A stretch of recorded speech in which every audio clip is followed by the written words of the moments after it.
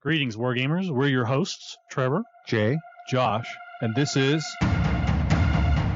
Chain Attack.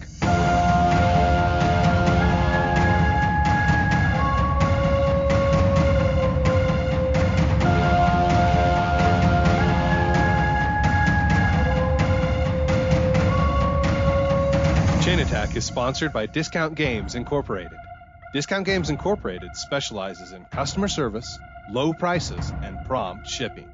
You can find our web store at www.discountgamesinc.com.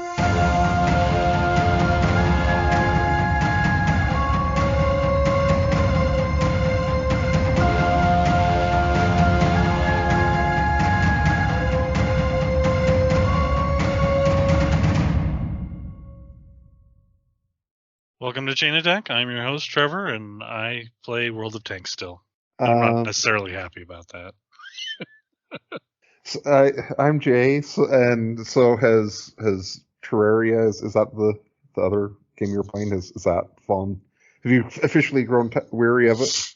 My son roped my wife into playing something else, and they've been playing it religiously for the last week, every night.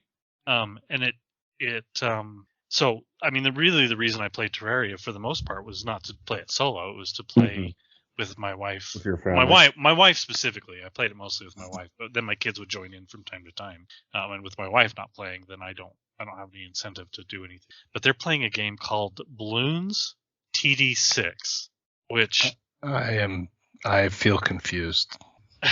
it is a multiplayer tower defense game. Okay, that's the TD. I got you. Jeez, I'm an old man. Yeah, TD stands for tower defense, and it's multiplayer, so they get to play in the same game, working together to try to beat the puzzle.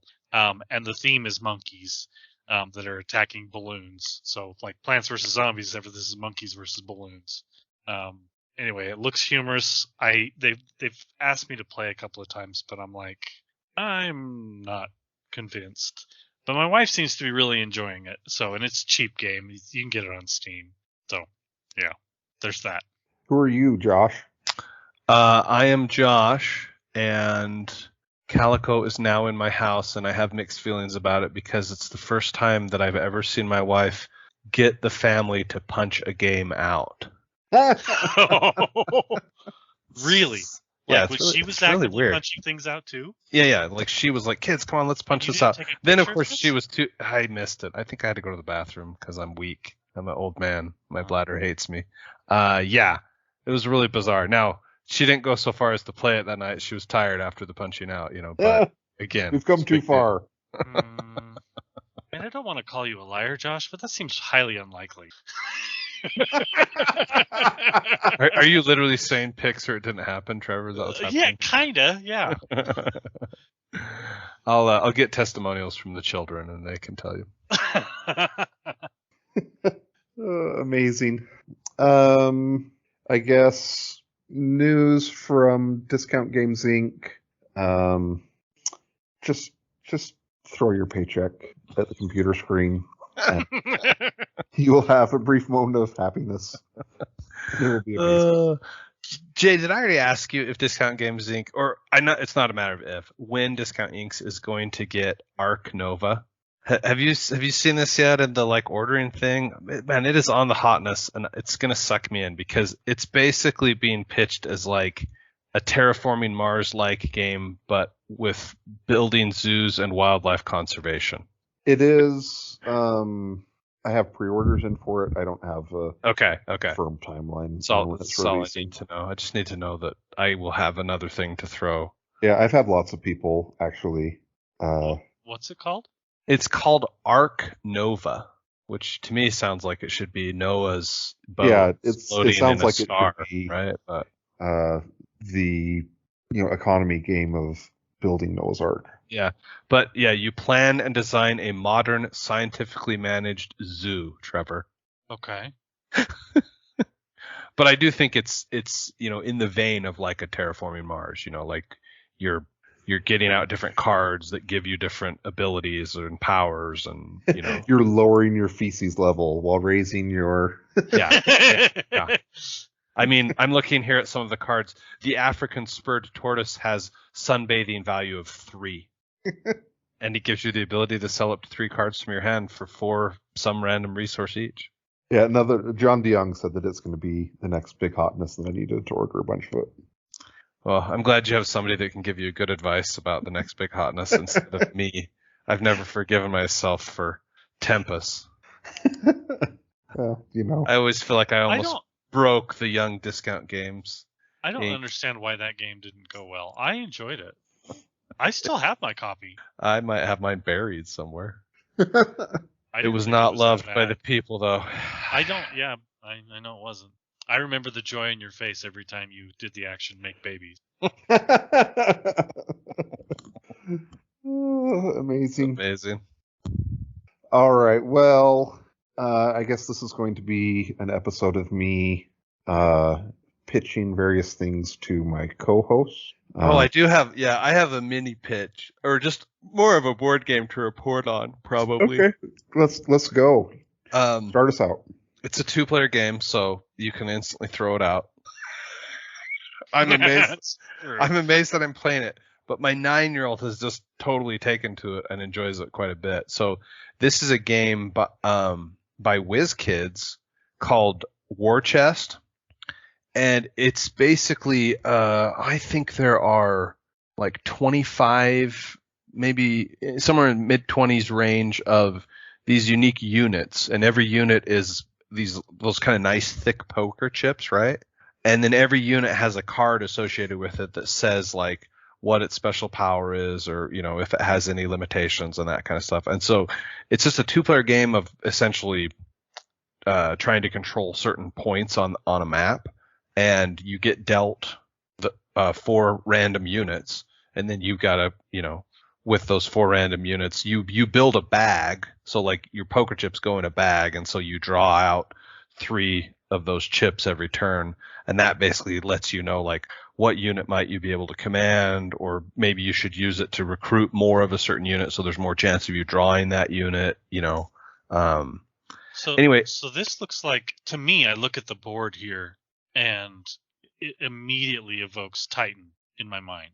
Oh, that's interesting. Well, I mean, it's kind of, I guess you could call it a very mini Titan, because, combat is not particularly complex. Yeah, I was going to say combat is deterministic. The one thing, I only have the base game, and there are a couple expansions that I'm kind of interested in looking into now. One called Nobility and one called Siege, which I assume just adds the different units and stuff. But it's pretty clever. Like, and so, like I said, it's been perfect. Like the 9-year-old likes it, and frankly, he's thrashed me at it the last 2 times we've played it. So he clearly has kind of grokked some of the thing is he's almost won by attrition the last 2 times we've played it, because he's managed to get me to maneuver to a point where he could kill my units, and then I didn't have enough other units left in the bag to to be able to hold him back, kind of thing. So anyway, I've been pretty pleased with it. I traded for it, but it had kind of just been on my list for a while of like things to check out. You know what I mean? Here's what surprises me. I've never heard of this game, and it's ranked overall 190th. So it's in the top 200. Wow, yeah, I didn't even look at the ranking. That is surprising. It also was nominated in 2018 for the Golden Geek Best 2-Player Board Game. I wonder if that's how it got on my list. I don't know, but it has some accolades, and clearly it's also on the abstract games list, which I realize is not necessarily a comprehensive list or an important one. It's number 6. So, I mean, clearly the game, and it has a really good rating. So, and I've never heard of it at all until you just brought it up. I think you would enjoy it quite a bit. I mean, it's like, especially if you're a person who enjoys chess, I think this would definitely scratch a cool itch. But I don't enjoy chess that much because it's too abstract, right? This to me gives just enough little salt and pepper shaker on the, that unit is a berserker, and so the reason that he can attack multiple times and remove essentially his hit points, because one of the actions you can do is you can stack the units up on top of themselves, and that basically is every additional disc is a hit point, right? But every disc that you stack on to make them have quote unquote more hit points is one less disc that you might draw out of the bag to actually like maneuver them, right, or attack with them and stuff. And so it's kind of I feel like it has these kind of cool, sort of decision weights that you have to make. Like, and it was funny because the first game we played, my son, he had pikemen, and he was so excited because their ability is when they get attacked by an adjacent unit, they also remove a hit point from that adjacent unit, right? And so he like stacked all 4 of the pikeman discs up on top of each other, and I'm like, yes, that is clearly an impenetrable pikeman who I will never attack, but also, do you realize he will never move again? And then that was like, one of those light bulb moments for him, and he'll never make that mistake again, kind of thing, So anyway, pretty clever. It sort of reminds me a little bit of, I can't think of the name of those games. Like, was it Battlefield 1942 or whatever, the one where you pulled cards, and if you didn't have a card for that flank. Oh, you're talking about Memoir 44. Memoir 44, thank you. Yeah.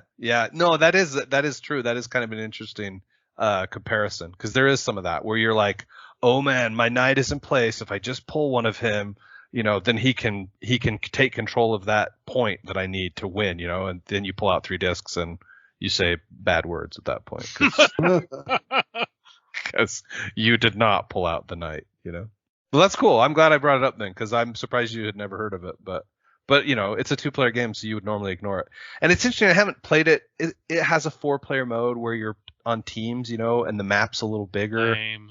Yeah, I just am never willing to do that kind of thing. So because they're usually dumb. It's usually painted on thinly. Yeah, exactly. Interesting. Well, I don't know how I'm going to take this information and move forward with it, but I think it is something that my son would enjoy. We're just so bad about playing 2-player games. Right. I feel that. Yeah. I'll throw it on the list possibly for his birthday or something. All right. Well, here's my first pitch, and really this is going to be directed at Trevor. And so it's a card game then? No, I mean, honestly, I'm going to pitch it to Trevor, and he's going to be like, no, absolutely not. Under no circumstances is this going to happen. But I mean, I guess it'll also hopefully be interesting to the listeners at large. So, so basically, the first thing I'm going to pitch is a player-made format for Marvel Crisis Protocol. Okay.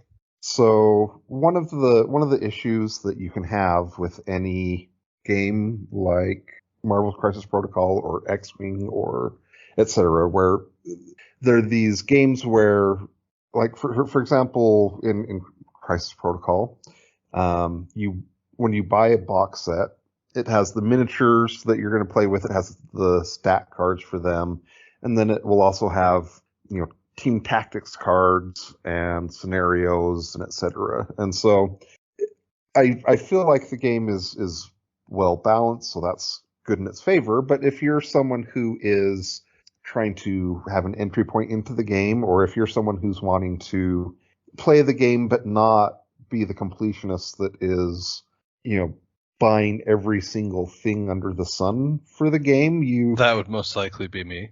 Yeah, sure. So you can be at a little bit of a competitive disadvantage playing versus someone who has the entire collection of cards and can cherry pick things to fill out the roster, and it increases the power level that they have available. Yeah, and it gets compounded with Marvel Crisis Protocol, because with some of those games you have to buy all of your faction to keep up, but you don't necessarily have to buy every model in the game. Mm-hmm. But in Marvel Crisis Protocol, you really kind of need to have all the models in the game if you want to have all the options available for a competitive environment.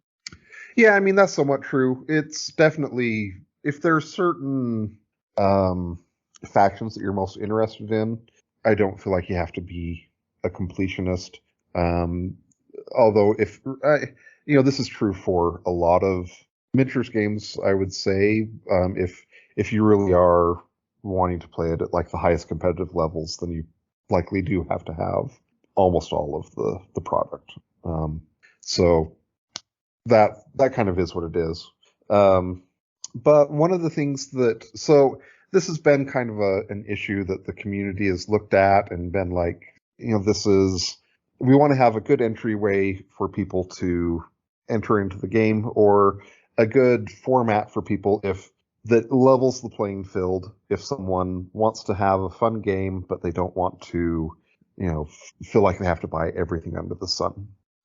And so there's actually a community-made format that does this, and it was actually created by a Next War Machine player, Mark Giro. He has been playing Crisis Protocol quite a bit, and he does a podcast for it. He does some blog posts, etc. And I'm pretty sure he's the one who came up with this format. But it's called the 3-Box Challenge, and it's a super simple concept. Basically, you go to the game, and it can be either a league or a game you're playing with someone, whatever. And basically, all you can play with are things from the core box, plus you pick 3 boxes that you are going to play with to round out your roster. And that's generally enough to be able to do an affiliation and get things rounded out. So Trevor just got dumped by his network. So I guess savage. My pitch to him is going to be a bit modified, I guess. But what's your initial reaction to that, Josh? Well, I mean, my initial reaction to like a simplified entry point, and the thing is that Marvel Crisis Protocol to me is not, compared to War Machine, right, does not have a particularly challenging entry cost, right, or even difficulty level, but it's still enough that I would love. That's the thing about, for me, I'm going to paint with a broad brush, right, but like miniatures games in general just have challenging entry points to me anymore, right? And maybe it's because I'm a tired old man, or maybe that's in general. But it feels to me, I think it's really encouraging to see the community recognize that, right?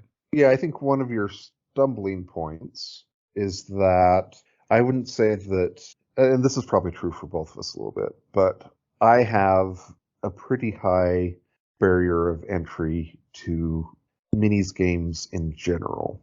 Like I have a lot of friends that are like kind of like board gamers who are like, oh, there's a new minis game out this week. What's the new hotness? I want to try it out. And like I'm absolutely not that way. I'm more so I want to dig into the one game, right? The one game that I really like and dig into it. And part of that, I think, is that neither of us are really painters. And so there's a lot of painters who are like, oh, this is really cool to be painting all these different models from these different games, etc., which is not something I have. I've also come to accept that one of the reasons why picking a miniatures game that I like and sticking with it works well for me is because it tends to have a lot of tactical depth that I can play over and over without having to learn a bunch of new rules. And so I don't have to go through the living hell that is learning a new board game over and over. And so that works well for me. Yeah. So I'm curious, like, have you tried the 3-Box Challenge yet yourself? Yes, I have played a few games of it.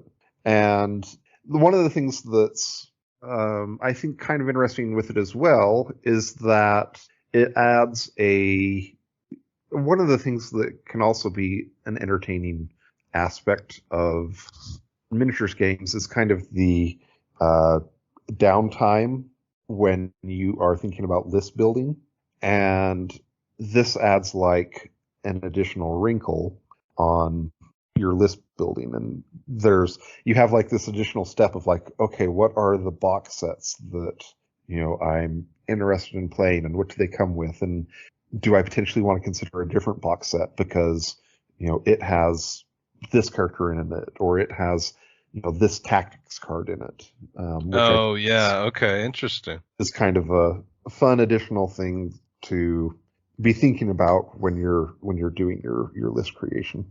So, help me understand. Like, let's just take me, who has the base box, right? And Hulk, I think, right? Okay. So, if I understood the way you were explaining it to me, like, there is a 3-box challenge that I would be able to participate in with only that much of a purchase level, right? I mean, you would be would I still be kind of limiting yourself a little bit. Okay.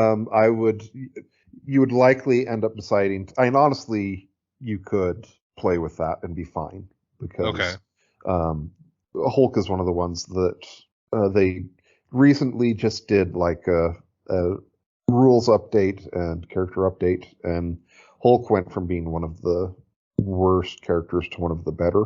Oh, interesting. Okay. And so he would absolutely be a great addition to your 3-box challenge. Okay. Cool. Welcome back, Trevor. Yeah, sorry. The other you would likely want to expand and get 2 more boxes. One of the ones that's pretty popular is Vision, and so he's one you might add. But and Avengers have a ton of boxes that they can choose from, and so you'd likely end up picking up 2 more boxes and having 3 boxes for your 3-box challenge. So do you feel like that this ends up kind of filling a need that's somewhere between, like, opening the base box and, buying everything and going and playing competitively? Like, does that question make sense? You know what I mean? Like, you could play the 3-box challenge sort of semi-competitively, right? But like, yeah, I mean, honestly, if I were to the majority, if I were the type of person who was running events at Gameopolis right now for Marvel Crisis Protocol, yes, most of the constructed events that I would be running would be 3-box challenges, because they, for the players who have everything, it's still a fun format for them, and it just encourages people who don't have everything to feel like they're not like wildly disadvantaged, or encourage them to take the plunge to come play, etc. Yeah, that's cool. So you didn't hear a fair bit of what I was talking about, Trevor, but I guess what's your thoughts / reactions to the format? Well, I'll be honest, I didn't hear enough to. You may not known how early I fell off, but I missed almost 100% of it. So. Oh, okay. Essentially, the way it works is you play with the core rule box with its 10 characters and its cards and scenarios, and then you pick 3 additional boxes, and you can only play with the contents of those products when you're doing your list building.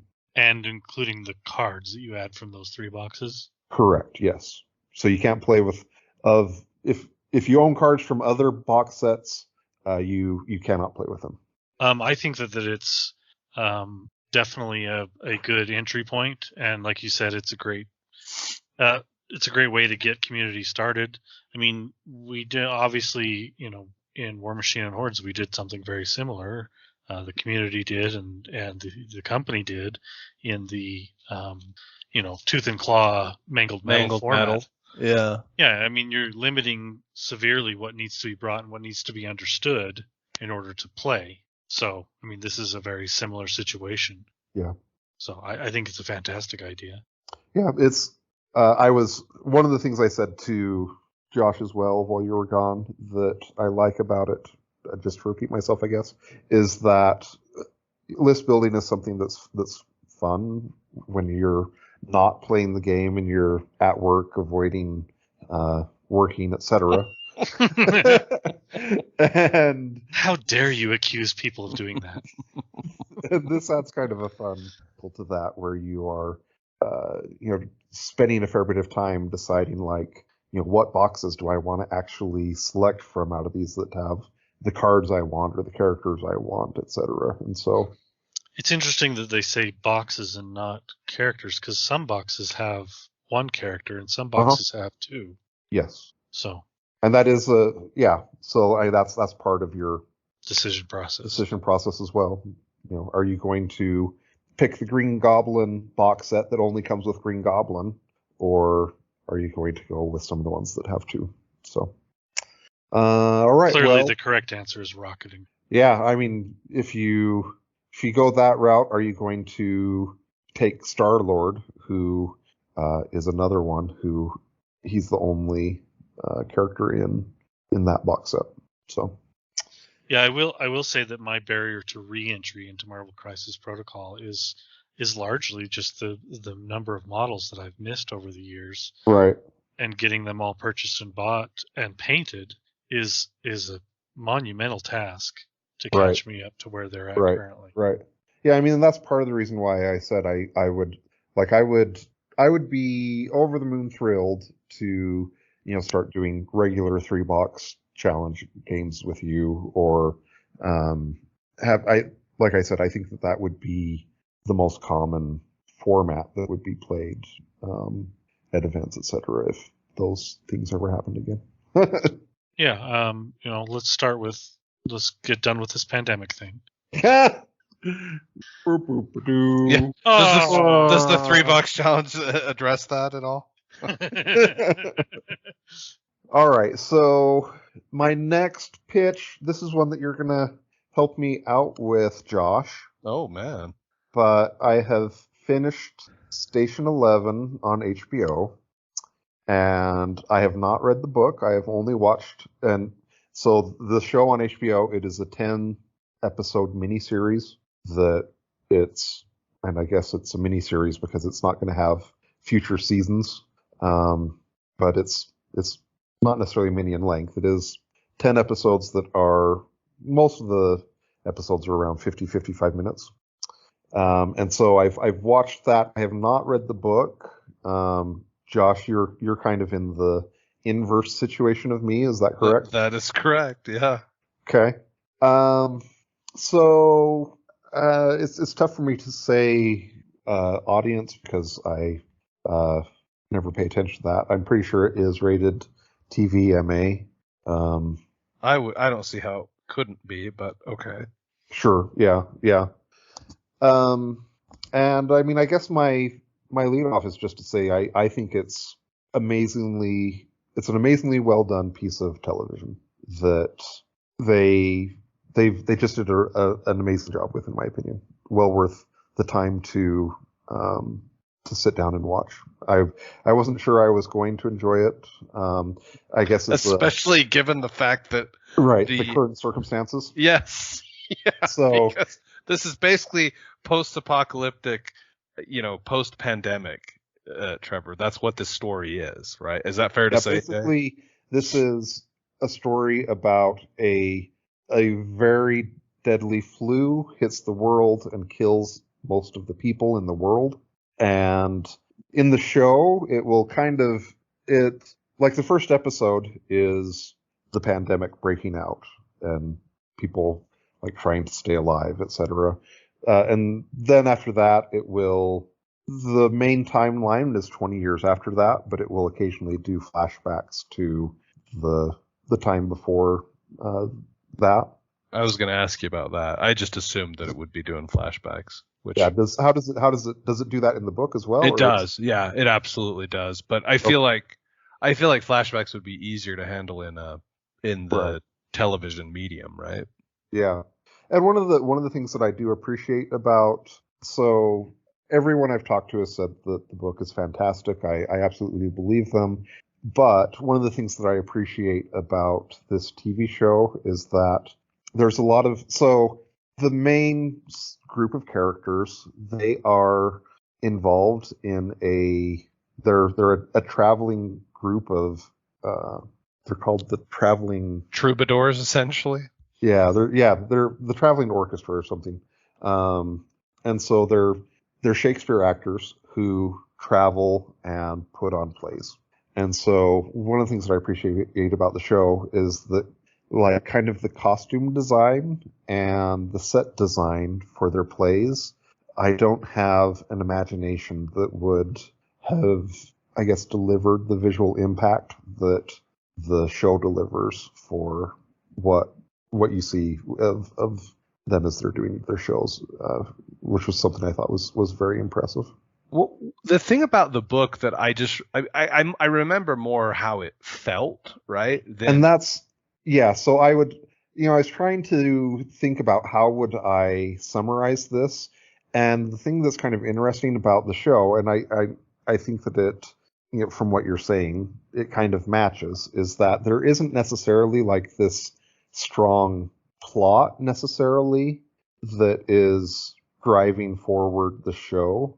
Yeah, like it's not The Walking Dead. Like they're not trying to figure out what happened. It's not oh shoot, what's the other post? Oh, it's not V or Why the Last Man, right? Because it just had a different feel than your typical, what I consider your typical post-apocalyptic tale, right? And so that's interesting. The show does that too.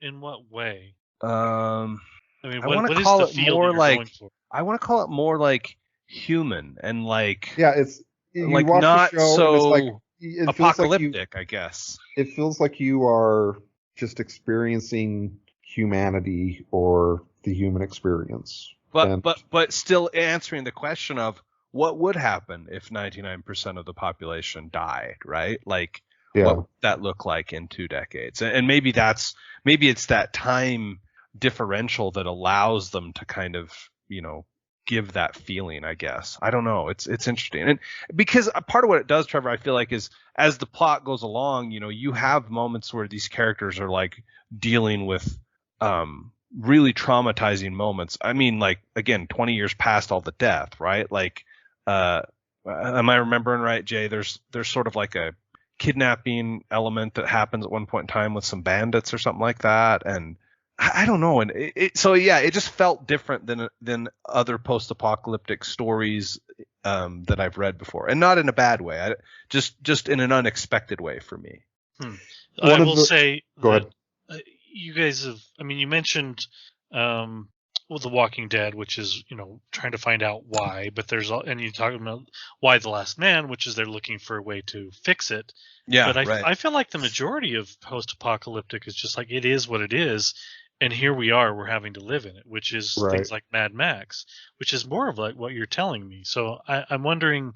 Well, and let me say this. I feel like this ends up feeling more, I want to call it hopeful in a way, like not as grim, right? It's not like in the future there is only war, right? Which is how I feel, and I like feeling with something like a Mad Max or a Walking Dead, right? Like I like to. I'm a pig. I want to roll in that mud. I'm not gonna lie. Like, there is almost an element, a philosophical element of like, when the world collapses around you, how are you going to find joy or continue on with life, or how is life going to be worth living? Oh, that's interesting. Yeah, I think that probably is kind of the question it answers or asks at least. Maybe so I guess maybe the part I'm hearing, maybe you're not quite saying, is that maybe it's not so much about the survival. Yes, I think that's I think that's fair to say, Jay. So like, I would say it's more about the people, right? Most post-apocalyptic stories that I've been told over the last 30 years all involve how to survive. Yeah, like how will I find the food and where will I shelter myself, and or how do I avoid the alien invasion? Yeah, like right. Quiet Place, The Road. I mean, all of these. The Book of Eli. They're more about surviving against roving bands than they are about normal human life and how do you find fulfillment now that society's collapsed. Yeah, I mean, there's a little bit more of a question of how do you not become a monster or etc. I mean, there is, yeah. Jay, in the show, does the comic play a role well? Do you feel like, or does it get addressed at all? I just have this memory that there was like one character who like had this comic book that spoke to the other characters in a way or something like that. He's kind of a prophet in the show, I think, if we're thinking of the same. Well, I'm talking about the comic book. Sorry, like. Okay, so real quick, I'll talk a little bit about the comic book and the name of the show. So, okay, at the start timeline there that you end up seeing some flashbacks of, there is this woman who as a child, she immigrated from the Virgin Islands, I think, something like that, to America because the island got destroyed by a hurricane. And she ends up marrying someone who is an actor, and she works in logistics, and she's working on this work of art for an extended period of time, and people are, like asking her, like, oh, how's your art going, etc. But it's really something that she is doing because it's art that she wants to create for herself almost. Mm-hmm. And she finally finishes it, and it is this graphic novel named Station 11 that is it has astronauts in it and stuff like that. And she, goes to her local print store and makes 5 copies. And the copies end up, some of them go to different people and different kids, etc. And some of the things that are interesting with the show is there will be kind of like, you'll see someone get a book in the before times. Oh, the before times. Okay. Before times. And then it'll have a reveal of like, here's this person in the future. Oh, interesting. Okay. And it will also have kind of like the people, there will be people who they don't realize that they knew each other 20 years ago, and they start interacting with each other, etc. And so there's kind of that layer as well of, I guess, you're getting relationships revealed to you, or the characters are getting them as the show goes on as well, which is kind of an entertaining thing as well. And so it's, I guess, one of the last things I'll say with it is it's kind of like what Josh said, in that it's a little bit difficult to describe, but I would say that it's one of the most emotionally impactful shows that I've watched in quite a while. And again, I would say that the quality level in it's interesting. I fairly recently watched all of Invasion, which, spoiler alert from a previous Chain Attack, I thought the writing behind it was just dumpster fire. To then watching this, where everything, in my opinion, in this show was just done at the highest level. That's so cool. I saw this show when it first released on HBO Max, Right. and read the premise, Right. and post-apocalyptic should be right up my alley. Mm-hmm. But for whatever reason, I don't know why, it sort of didn't excite me. I too had this reaction. Well, it's surprising because, like, literally, I should read the words post-apocalyptic and be done. At that point, I should hit play. That should be like a card game to you. You son of a. I think that at that point, I can't think of any other media. Genre. Right. No, I mean any other post-apocalyptic thing that I've ever turned down. Yeah, that's interesting. Right. So I don't know if they just did a poor job at marketing it to me, or to everybody, maybe, because it did the same thing to Jay. Yeah, it did. Part of the reason why I came back to it was, well, I mean, you just had a lot of friends recommend it, right?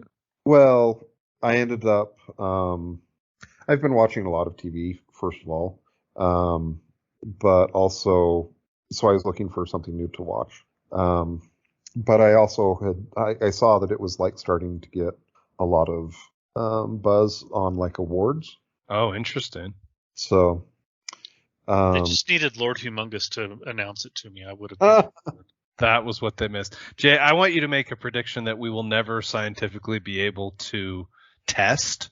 How would my wife respond to this show? Oh,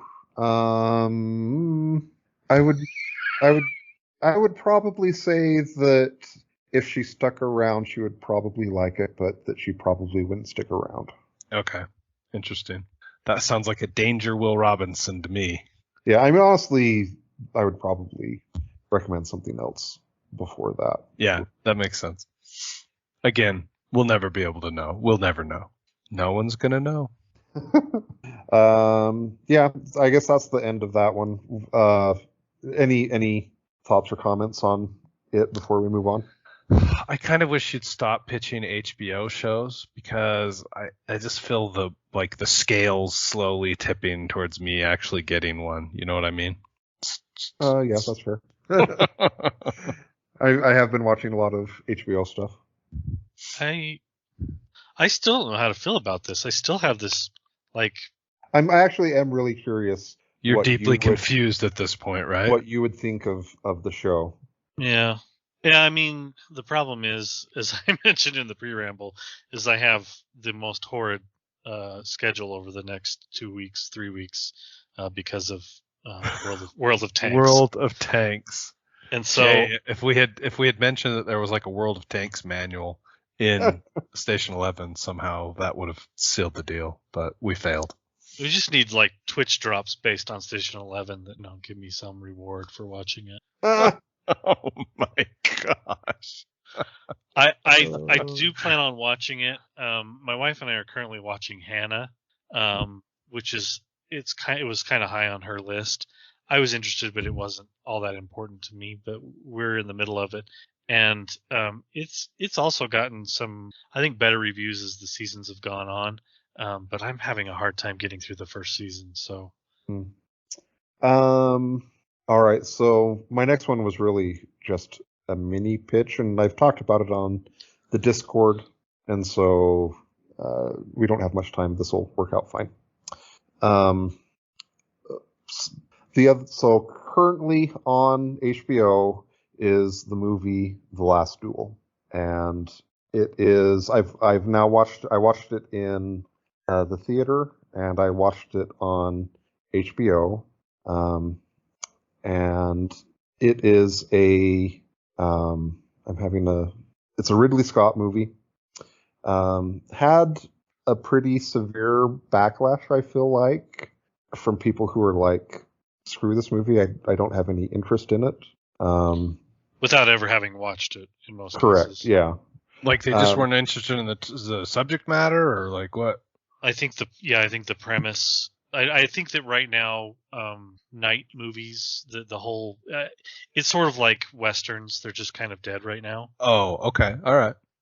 The other mini pitch that I had for you was a western, by the way, Trevor. Well, I'm all on board. I still love westerns. Yeah, I know. So, but they definitely are not popular. Like even the big production westerns don't do. It's nothing like, big production western in the 60s and 70s or 50s, 60s and 70s, big bucks. But now you pitch a big western and it's just expected that it's not going to bring in a lot of money. Right.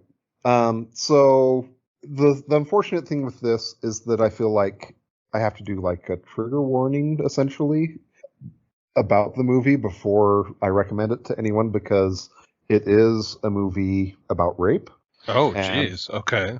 And it tells a story about a real events with yes. And the main characters are real people. Happened in the 1300s, and basically it tells the same event from 3 different points of view. And in my opinion, it's really interesting, really well done, and it does end with this big duel that is also well done, fun to watch. It has a great cast. It has Matt Damon, Adam Driver, Ben Affleck, and I think that honestly a lot of it is probably not just the night thing that Trevor mentioned, but also just that it's kind of I've read several articles about it online where it's said it's like kind of a Me Too movie, but it feels like a lot of people don't really want to watch a movie about rape made by a bunch of white dudes. Which is fair enough. Feels reasonable. Yeah. And there's also a lot of people who are like, this came out during the pandemic, and there's a lot of people who are like, you know what? I don't really want to watch a movie about rape right now while I am dealing with getting through this effing pandemic, which again, also fair enough. Yeah, and I'm going to steer Jay's commentary a little bit. When Jay and I originally talked about this, I had not seen it, but I have seen it. Okay. And I feel like this is more about believing the witness, a female witness in a rape case, than it is about the rape itself. So maybe that helps your desire, maybe that hinders your desire to see it. I will say that as a person who has never experienced any sort of sexual trauma in my life, I have no ties to this sort of topic. It was not easy to watch for me. Interesting. Yeah. So there is that. So I can understand people who do have some emotional ties to the topic not wanting to watch it. Yeah. I do think the topic of, because of I think the topic is interesting because there were beliefs during the 1300s, some of which persist today in some of our more idiotic members of Congress that clearly are idiotic in that time, and people just want to like smack their forehead. Things like the belief that a rape cannot end. The body will just shut that down if it's an illegitimate. A rape cannot end in the creation of a child, and just all these things that they use against the accused, or against the accuser, to try to discredit her, is just or there's parts where, like, when she is on trial or being a witness as part of the trial. You're saying it right. She really is. Yeah, she really is on trial. Her testimony is on trial more than the accused. She is on trial more than as the accuser. It's pretty ridiculous, but yes, that's what carries to today. Sometimes that feels like and the priest is like, who is questioning her, is asking her if she enjoyed herself, or things like that, and it definitely it evokes, obviously today, people asking or feeling like, oh well, did she ask for this, or did she deserve this in some way to have been assaulted? And so I will say that the movie, more than anything, for my wife, made her angry. Yeah. And one final spin that I'll say with this that I thought was interesting, is that, so Matt Damon in this, he's scarred, he has a mullet, he is not attractive, and he is, in my opinion, I think it's probably the best depiction I've ever seen of someone with like high fighting stats. And low charisma. Low charisma, intelligence, and wisdom. And he just like goes to court and just gets, it's basically a cautionary tale to anyone playing a D&D character of what can happen to your fighter when you pick dumb stats, because it's amazing watching him portray this fighter who's trying to deal with political machinations. It also, one of the things the film does is it does a very good job of playing up the perceptions that the three had of the situation, and it does a very good job of showing how he sees the situations wildly different than else does. Yeah, because he's one of those people who's a little bit ignorant of what's actually going on. Like he doesn't see the actual interactions as they are. Or he'll very much be like, this is my right and this is the right thing that should happen, and doesn't like understand the way that it's social. My heart went out to him because he is me. I felt bad for him. Yeah. Anyway, the what I did want to say though is I think it does a really good job of telling the same story from three different viewpoints without rehashing the same things. It doesn't feel like Groundhog Day. Although it should, because Groundhog Day is a much funner film. Yeah, I was going to say, this film sounds heavy. I can't even believe that Groundhog Day made it into the discussion somehow. Yeah. Anyways. I watched Groundhog Day again last night, and it's, if you want something that rehashes, man, you are so thematic. Well done. If you want, yes, I I had am. intended to. I should have. Yeah. You should watch Groundhog to watch this. I've watched Groundhog Day, I don't know how many times, 20, 30, 40 times. I don't think it's a great film, don't get me wrong, and I bought it. I probably won't watch The Last Duel again. I don't know how long it's going to take until I'm willing to sit down and watch it again. 5 or 6 years at least. I did watch it, and I did watch it twice because part of it I wanted to have the second viewing of seeing. I felt like there were going to be a lot of things. Yeah, they maybe missed the first time. Yeah. Yeah, I agree. I don't know that I can. It's one of those films that I really enjoyed, but the weight of it does not encourage me to watch it again. Yeah, that's fair. Anyways, I know it feels like it's kind of a mixed recommend. Yeah. So take that for what you will, I guess. It does feel like it has a little bit of caveat emptor in it there. Yeah, but I think it's worth if you shied away from it because the general populace said no or critics didn't like it. I think that's not giving a fair shake. I think if you're a movie buff and you enjoy those heavy topics and you want to see it discussed in a way that would make you think, that you really should spend some time and watch it because it is a good film. I'm not going to go into the pitch on this one, but I watched a movie last night. I'll save it for later. I'm curious if you've watched it yet, Trevor. Have you watched Power of the Dog? That name doesn't even sound familiar to me. I'm way out of touch during the pandemic. I just don't know about new movies. Whatever. I blame World of Tanks, Trevor. I mean, that's fair too. Okay, well, it's a Western that is on Netflix. Oh, yeah. Sorry, I didn't recognize the name, but I'm going to watch it. I have not seen it yet. Okay. All right. Well, yeah, I'll be interested to hear what you think of that. All right. Well, let us know what you guys think of the various things that were pitched today, and we're interested in hearing your thoughts.